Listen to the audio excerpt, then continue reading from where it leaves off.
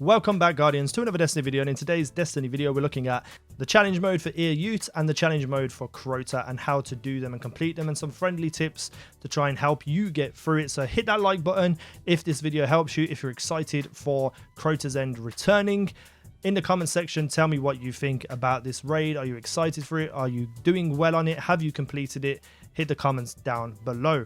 Hit subscribe if you're new around here for more Age of Triumph content, and in the future Destiny 2 content. So we're going to start off with Ironside, and this is arguably the harder of the two challenges because you have to have great timing, great teamwork, great communication, and absolutely wreck all of the ads because you need to kill every single ad in the area. So what you're going to do is you're going to split up into like two teams of three. Three people are going to run forward, kill the two knights and run right, and the other three are going to run forward and run left. So you're going to split up into three teams, one on each side. In these three teams, you need at least one Gjallarhorn and one Raise Lighter on each side. So you've got a sword on each side and a Gjallarhorn on each side. Extra Raise Lighters and Gjallarhorns will definitely help. So you want to run forward, kill the two knights in front of you. Three people go right, two people go left, while a third person stays down the middle and kills all of the acolytes. While he's killing the acolytes, the other team members are killing the knights in the tower and the knights at the top of the stairs and the few acolytes that are there too. So basically when you run forward, one person will stay down the middle, two people will jump up into the towers with Raise Lighters and sword the one single knight that's in there. They will then jump down and help the other teammates kill the two knights and the 3 or 4 acolytes that spawn at the top of the stairs. Once you've wiped out all of these enemies, some things will spawn inside, kill those two, and eventually the wizards will come out. You kill the wizards down those, and then you kill the shriekers. After you kill the shriekers and run away from the blast, the windows will crack and fall down and you are able to kill Ironside. But you don't want to do that. Two knights spawn in that area, so you need two people either side shooting to kill those two knights. Once you've killed those two knights, she will scream and have a scream of fear, which will spawn knights in the tower and ogres down below. But here is how you're going to set up. Once you've got the shriekers down and the glass cracks, you're going to have two people inside and the other 4 people are going to be outside. 2 of them will have Gjallarhorn, 2 of them will have Raise Lighters, and you'll split up onto opposite ends. The Raise Lighter will go in the tower at the top, and the ogre underneath will be killed by the person with the Gjallarhorn. So you go in, and while you are all setting up and you're in position, the people will kill the knights inside. One of those people will then run outside and focus down the ogre that comes out of the center area. Meanwhile, the 2 people on the right are killing the ogres of Gjallarhorn, and the Raise Lighters are killing the knights above, and you're all kind of synced in timing so that you don't die to Song of Liturgy. Song of Liturgy kills you after 30 seconds, and you need time to be able to kill everything before obviously that runs out and you die. So once the ogres and knights are down, there is an ogre in the center and a couple of acolytes. You will all focus fire into the middle and kill everything. And the one remaining person that I haven't mentioned will stay up top in the hallway, preferably on the right. And they will be constantly shooting Ironside to get her health down to half, to a quarter, 1 hit, however you want to do it. Meanwhile, everyone else has killed everything and the sword bearer comes out of his door. You kill him and then someone takes a sword, runs up and slams Ironside once, and you will complete challenge mode. It's frustrating because you need to have pretty much synchronized timing to be able to wipe out ads at the same time, so you're not fracturing your time across ads that can be killed very quickly, very efficiently.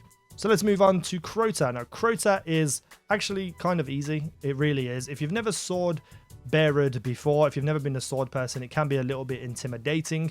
I haven't ever done that, but I still got up there and used the sword. Now the challenge itself is that you cannot drop the sword, so you cannot press Y and then stab Crota to go invisible, because then you fail the challenge.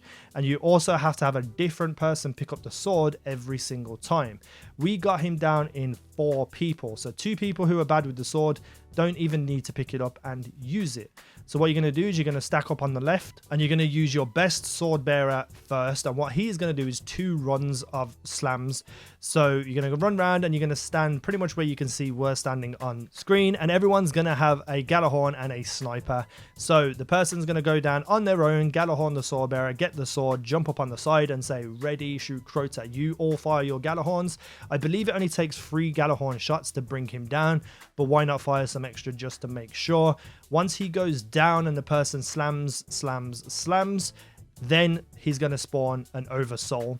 Now, everyone needs to be ready to shoot this oversoul with snipers, because as soon as that oversoul's down, you're going to turn and fire more Gallahorn shots at Crota so the person can get a second run. Now, what we were doing was we're standing on the rock on the right. We would jump up, swipe once to get close to Crota, swipe twice, and slam 3 times. That's the maximum damage you can do. It's a little bit tricky if you are new to sword bearing, but that's where the second and third people come into play. So after your first guy has done his run and you've got 2 successful slams and kills and hits, you all run back into the room you started in. And then next you're going to have a weaker person go and get the sword, someone who isn't as confident, because they're just going to do a single run. So you're going to go in, they're going to slam down and get the sword bearer, they'll get the sword. They go up onto the side and they say, shoot Crota, you all shoot Crota. He jumps up, swipes forward once to get close, slams 3 times and gets out of there and goes underneath one of the towers to where the ogres spawn.